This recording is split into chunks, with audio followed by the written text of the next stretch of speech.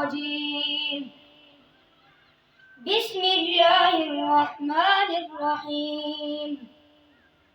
تبارك الذي جعل في السماء بروجا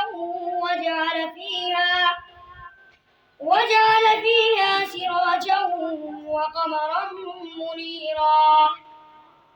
وهو الذي جعل الليل والنهار خلفة لمن أراد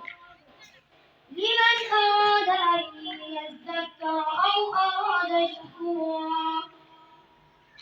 وعباد الرحمن الذين يمشون على الأرض هونا وإذا خاطبهم الجاهلون قالوا سلاما.